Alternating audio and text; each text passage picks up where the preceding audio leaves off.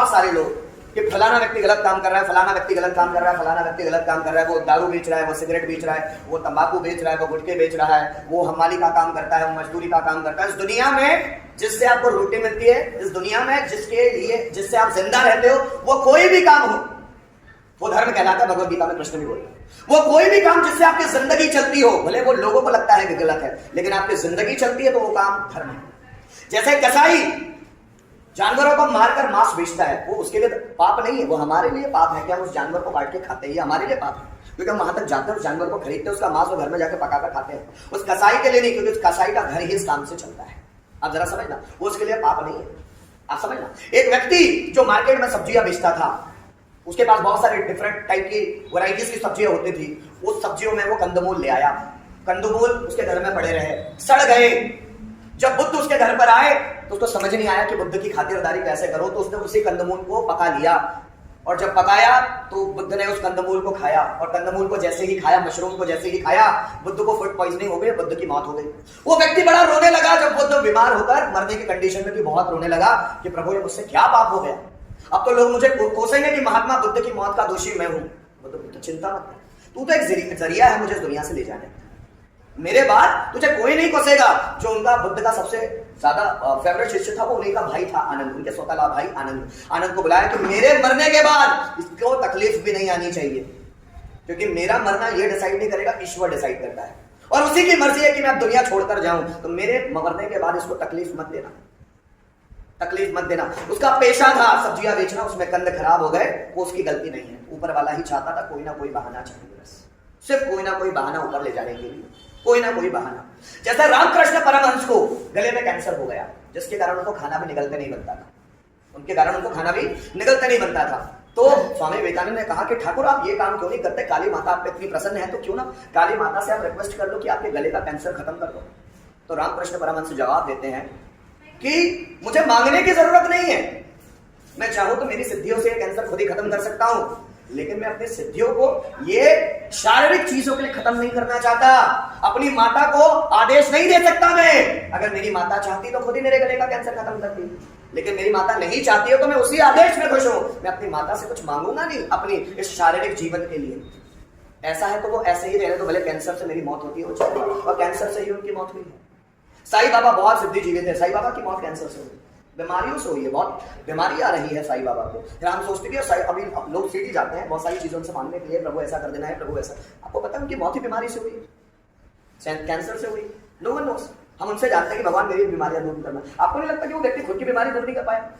पर इसका मतलब ये नहीं कि भगवान नहीं, जो व्यक्ति अपनी इच्छा ही ना करे, जिसमें कुछ पाने की लालसा ना हो, वही तो ईश्वर है। जो व्यक्ति कुछ पाना ही नहीं चाहता, जैसे देखो मैं कृष्ण एग्जाम्पल, कृष्ण, हनुमान जी, साईं बाबा, स्वामी रामकृष्ण, जिसको इच्छा ही नहीं है कुछ पाने की, अपने शरीर में भी कोई बीमारी हो गई तो उसको हटाने की भी इच्छा ना बचे, वही व्यक्ति तो ईश्वर है। बोलने का मतलब समझ रहे हैं? वही व्यक्ति तो ईश्वर है। कौन सा थॉट समझा रहा था इसमें? 30 नहीं यार 31। तो दुनिया में कोई व्यक्ति कोई भी प्रोफेशन करे, कोई भी प्रोफेशन में हो, गलत नहीं होता करे। आप जरा समझना, अगर आप सोचें कि आप भूखे हैं और आप मंदिर जाके राम राम जपे, वो काम नहीं है, पहले खाना खाना होगा। जब भूख शांत होगी ना तभी भक्ति में मन लगेगा। इसलिए कहीं कहा गया है कि अगर भक्ति करना चाहते हो तो पहले उस लायक बनो, अपने आप को सक्षम बनाओ। जब आप सक्षम होंगे तो आपका भक्ति में भी मन लगेगा। आपके घर में खाने का मन नहीं है, आपके घर में खाने को पैसे नहीं है और आप भक्ति करें, वो कोई काम का नहीं है। बात समझ में आ रही है? पहले अपने आप को सक्षम बनाओ, फिर भगवान भक्ति। अभी क्या करते हैं लोग? सक्षम बनाने में ध्यान नहीं देते, सबसे पहले क्या करते हैं? भगवान भक्ति, कि भगवान देगा। भगवान कुछ भी नहीं देता है। आप अगर अपने खुद की सेवा नहीं करना चाहते, खुद को बेहतरीन नहीं बनाना चाहते, तो कोई कुछ नहीं मिलेगा। आपके भगवान, जिनको आप भगवान बोलते हैं ना, उन्होंने भी बहुत मेहनत की है।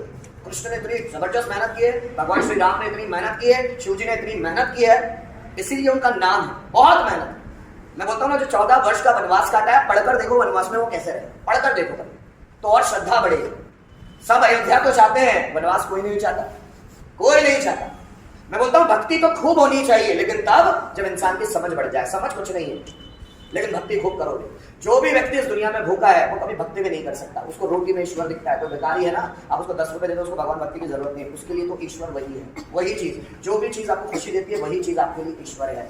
तो आप ये मत सोच लेना कि एक गरीब व्यक्ति वो मंदिर नहीं जाता तो उसका मतलब नहीं। व्यक्ति को पहले अपनी जिम्मेदारियां पूरी करनी है, उसके बाद समय बचता है तो वो भगवान के मंदिर जाए। रोटी में भी गरीबों को भगवान दिखता है, उसके लिए भगवान की मूर्ति जरूरी नहीं है, उसके लिए रोटी जरूरी है। अगर कोई व्यक्ति भूखा है, कोई व्यक्ति प्यासा है, तो पानी में उसको ईश्वर नजर आता है। जैसे वो पानी पिएगा बिल्कुल तृप्त, खुश हो जाता है। ईश्वर का मतलब क्या है? तृप्ति है। अगर आप तृप्त हो कोई भी चीजों से, जैसे हनुमान जी तृप्त है, उनको कोई चीज नहीं चाहिए संसार की, रामकृष्ण परमहंस कोई चीज नहीं चाहिए, स्वामी विवेकानंद दुनिया की कोई चीज नहीं चाहिए, साईं बाबा फटे कपड़े हैं, सिलकर पहनते हैं, कपड़ों की लालसा नहीं है, चप्पल नहीं है, नंगे पैर घूमते हैं, कोई अच्छा खाना नहीं खाना है, चाहे तो उनके भक्त लोग बहुत अच्छा अच्छा खाना देते, लेकिन वो भीख मांग के ही खाते हैं। उनको मजा आता है, मजा आता है ऐसी चीजों में। लोगों के दुख दर्द वो ले लेते हैं भीख के थ्रू, उनको मजा आता है। वैसे तो क्या वो अपने मन से चीजें नहीं ला सकते? बहुत सारी सिद्धियां थी उनके पास, साईं बाबा के पास भी, तो क्या वो अपने मन से अच्छे अच्छे खाने की चीजें नहीं ला सकते? जिनकी इच्छा ही खत्म हो गई हो, ईश्वर वही। और व्यक्ति को हर चीज में ईश्वर नजर आता है। जैसे अभी आपका ईश्वर है आपकी पढ़ाई को छोड़कर किसी और ईश्वर को मंदिर मस्जिद में मत ढूंढो। जो वर्तमान में आपके पास चीजें हैं वही आपका ईश्वर है। जिस चीज के लिए आप भाग रहे हैं वही आपका ईश्वर है। पहले पैसे कमाने पर सबसे ज्यादा ध्यान दो, पैसे में ईश्वर नजर आना चाहिए। पैसे कमाने पर सबसे ज्यादा अपनी जॉब के लिए अपने आप को तैयार करो, अपने बिजनेस के लिए अपने आप को तैयार करो। जिस चीज की कमी प्रेजेंट में नजर आ रही है उस चीज के लिए काम करो। मंदिर मस्जिद में ईश्वर को मत ढूंढो, वो आपके पास ही मौजूद हो जाए। जो आपका वर्तमान है उसी पर सबसे ज्यादा ध्यान दो, क्योंकि वर्तमान ही ईश्वर है। अगर आपके घर में गरीबी और आप मंदिर मस्जिद जा रहे हैं तो आप अपना टाइम वेस्ट कर रहे हैं, कुछ भी नहीं होने वाला। आप अगर घर में गरीबी है तो काम धंधे करना शुरू करो, कहीं मजदूरी करना शुरू करो, कहीं काम करना शुरू करो, कहीं से भी शुरुआत करो, लेकिन घर की गरीबी दूर करना पड़ेगा, तभी ईश्वर भी आपसे खुश होगा। आप समझ रहे हो? जाके भीख मत मांगो उससे, घर की स्थिति ठीक कर दो, मेरे बगल में बहुत गरीब, वो भी हंसता होगा, अरे तो तू ही तो है जो घर की गरीबी दूर करेगा। मैं थोड़ी दे दूंगा तुझे कि अलादीन का चिराग दे दूंगा तेरे को, फिर तो जिन निकालेगा, जो चाहे वो मांग लेगा। तू ही तो है वो कि जो घर की गरीबी दूर करेगा तेरे। मैं क्या कर सकता हूँ उसके लिए? मैं फोकट में दे दूं तुझे? क्या ईश्वर ऐसा होता है कि फोकट में दे देता है? फोकट में दे दे आपको सब चीजें? वो मेहनत करनी पड़ती है भाई, सबने अपनी मेहनत से पाया। राम अगर अयोध्या का राजा भी बने अपनी मेहनत से बने। भाई रावण को मारा है, आपने दम था तो रावण को जाके मारते। अरे युगों से नहीं मार पा रहा कोई को, राम ने जाके मारा। युगों से नहीं मार पा रहा था कोई को, हिम्मत ही नहीं थी किसी की मार पाए, देवता नहीं मार पा रहे थे, किसी में हिम्मत ही नहीं थी। तो अयोध्या का राजा बनने का भी हक उसको है जो रावण को मारेगा। सफलता पाने का हक भी उसको है जो संघर्ष दिखेगा। समझ में आ रहा है? मखमल के या रेशम के गद्दे पे भी सोने का हक उसको है जो जंगलों में चल के वनवास जिसने काटा हो, जिसने कांटों पर चला हो, जिसने पत्थरों पर सोया हो, उसी को हक है कि वो अयोध्या का राजा बनेगा। राजा बनने के लिए क्वालिटी लगती है मेरे बच्चों, आया ना? वैसे अगर आप अपनी जिंदगी में राजा बनना चाहते हो तो उसके लिए क्वालिटी लगेगी, और क्वालिटी आएगी मेहनत से, संघर्ष से। संघर्ष करने के लिए तैयार नहीं तो राजा बनोगे नहीं। जो सोचता है कि काम चोरी करके मेरा काम निकल जाए, कभी उसके हाथ सफलता नहीं है। तुक्के से सब मिल जाता है, लॉटरी भी तुक्के से लग जाती है। कभी कभी कोई व्यक्ति सफल हो जाता है तुक्के से, लेकिन वो सफलता पर कितने दिन टिके रहेगा वो उसकी मेहनत बया करेगी, उसका काम का स्टाइल बया करेगा। लॉटरी लग जाती है, पर लॉटरी के लगने की संभावना 100 में से 1% है।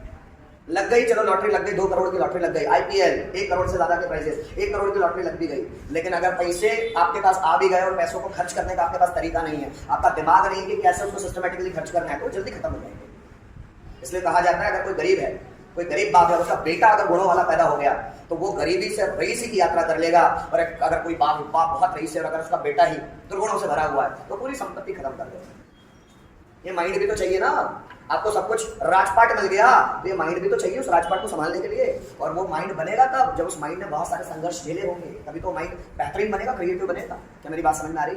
पहले वो काम करो जो अपने लिए जरूरी है। जैसे गरीब के लिए रोटी ज्यादा जरूरी है, भूखे के लिए सबसे ज्यादा रोटी जरूरी है, वैसे ही हमारे लिए हमारे काम ज्यादा जरूरी है जो प्रेजेंट में है। अब आप आलसी करते हो तो कोई दिक्कत नहीं।